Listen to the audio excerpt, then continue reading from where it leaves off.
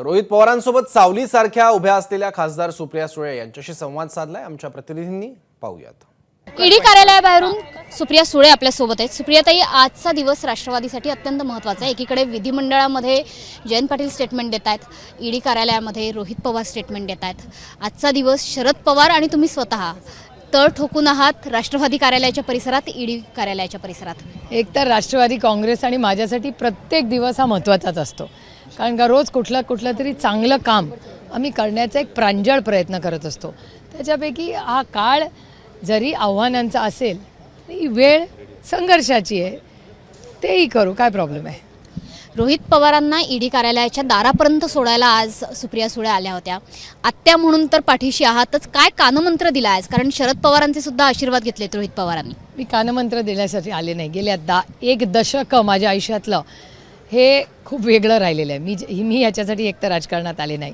मी तुमच्या सगळ्यांच्या आयुष्यात एक चांगला बदल आणि पॉलिसी लेवल करण्यासाठी मी राजकारणात आले, आणि म्हणून मी लोकसभा लढते, कारण का पॉलिसी लेवलचे निर्णय तिकडे होतात.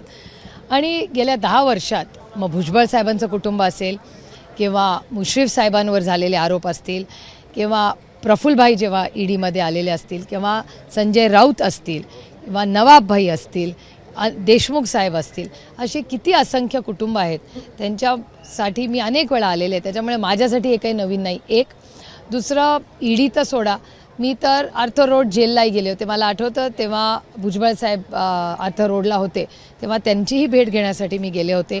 अनेक वेळा सुप्रीम कोर्ट असेल, कोर्टात असेल, या सगळ्या म्हणजे देशमुख कुटुंब, राऊत कुटुंब, भुजबळ कुटुंब, या सगळ्यांच्या घरातल्या ज्या महिला भगिनी ज्या दुःखातून आणि ज्या अडचणीच्या काळातून जो संघर्ष त्या सगळ्या महिलांनी केला, तो आज त्या सगळे 10 वर्षाचे असे माझ्या डोळ्यासमोर ते सगळं दिसते. मात्र आजवरचा जो संघर्ष तुम्ही पाहिलेला आहे जवळून, अनेक ज्येष्ठ नेते याच्यामध्ये होते. आज मात्र जो संघर्ष रोहित पवार करतायत, पवार कुटुंबातला मुलगा करतोय, कुटुंबीय म्हणून काय वाटतंय, आजच्या भावना काय आहेत, आणि रोहित पवारांना कशा पद्धतीने पाठिंबा दिला जातोय घरातून? हा वैयक्तिक विषय नाही. मला जेवढा रोहित प्रिय आहे, जेव्हा मी भुजबळ साहेबांसाठी आणि त्यांच्या कुटुंबाबरोबर एकत्र होते, प्रफुल्लभाईंच्या फॅमिलीबरोबर होते, राऊत साहेबांच्या लेकी असतील, राऊत साहेबांच्या आई असतील, देशमुख कुटुंबातल्या लेकी सुना असतील, किंवा नवाबभाईंच्या मुली असतील, ह्या सगळ्या मला जेवढा रोहित प्रिय आहेत तेवढ्याच आहेत ना. आम्ही राष्ट्रवादी काँग्रेस पक्ष किंवा आमची आघाडी ही प्रेमाने चालते, विश्वासाने चालते. आणि मला असं वाटतं की राजकारण हे इतकं गलिच्छ आता महाराष्ट्रात झालेलं आहे की हे सुडाचं जे राजकारण आहे, जे आम्ही कधी केलं नाही हो. आणि नाती ही प्रेमाने असतात, ती काय फक्त पक्ष किंवा असे नसतात. जरी भारतीय जनता पक्षाचंही कुटुंब ह्याच्यातून गेलं असेल तरी माझ्या भावना तेच असतात, कारण का एजन्सीज जे असतात यांनी कधी सुडाचं राजकारण करू नये ह्या मताची मी आहे. आम्ही अनेक वर्ष सत्तेत राहिलो, पण आम्ही कधी सुडाचं राजकारण केलं नाही आणि सत्तेत आल्यावर करणारही नाही. ही आमची महाराष्ट्राची सुसंस्कृत कैलासाची यशवंतराव चव्हाणांनी केलेले आमच्यावरचे संस्कार आहेत. आम्ही कधीच हे सुडाचं केलेलं नाही. लढेंगे, पण ती वैचारिक लढाई असेल, कधी वैयक्तिक आणि कुटुंबाला त्याच्यात कधी खेचणारच नाही, विषयच नाही तो. आज ज्या प्रकरणाकरता रोहित पवार यांची चौकशी सुरू आहे, त्यांनी असं कालही म्हटलं की माझ्या कारखान्यासोबत अनेक 64 कारखाने आहेत जे या चौकशीच्या फेऱ्यात आहेत. त्यामध्ये अजित पवारांशी संबंधित आहेत किंवा इतर अनेक नेत्यांशी संबंधित कारखाने आहेत. त्यांना देखील मी याच्यातून बाहेर काढेल किंवा ते कदाचित अलगदपणे या प्रकरणातून सुटून जातील. नेमकं काय दर्शवायचं आहे, नेमकं काय सांगायचं आहे राष्ट्रवादी शरद पवार गटाला? हा गटाचा विषय नाही आहे, हा पारदर्शकतेचा. मला आठवतं आहे भारतीय जनता पक्ष म्हणायची की ना खाऊंगा ना खाने दूंगा आणि भ्रष्टाचार मुक्त भारत. त्याच्यामुळे जेव्हा तुम्ही आरोप करता तेव्हा मग सगळ्यांना नियम आणि कायदे समान असले पाहिजेत, ते बरोबर आहे. त्याच्यामुळे आज कसं आहे, तुम्ही आणि मी दोघांनी एकच पेपर सोडवला, त्याच्यात तुम्हाला 5 मार्क द्यायचे आणि मला नापास करायचा, हा कुठला न्याय?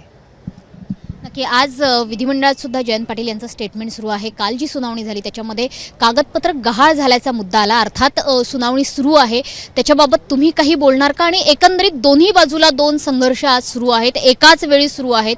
शरद पवारांनी सुद्धा मार्गदर्शन केलेलं आहे, रोहित पवारांना वेगवेगळी पुस्तकं दिलेली आहेत, तुम्ही वेगवेगळ्या प्रती दिलेल्या आहेत, त्या बाबतीत काय सांगाल? नाही, संघर्ष हा प्रत्येकाच्या आयुष्यात येतो, त्याच्यावर मात करायची असते. आम्ही शिकलो, आम्हाला आमच्या आईवडिलांनी कुटुंबाने संस्कार दिले, तर अशा वेळीच एकामेकाच्या बरोबर उभं राहायचं आणि लढायचं नाही तर कधी?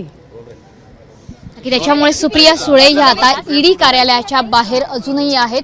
रोहित पवार यांची चौकशी जोपर्यंत सुरू आहे तोपर्यंत ईडी कार्यालयाच्या या संपूर्ण परिसरात आणि अर्थातच राष्ट्रवादी कार्यालयाच्या आजूबाजूच्या परिसरात कार्यकर्ते आणि सोबतच राष्ट्रवादीचे सर्व महत्त्वाचे नेते हे तळ ठोकून आहेत.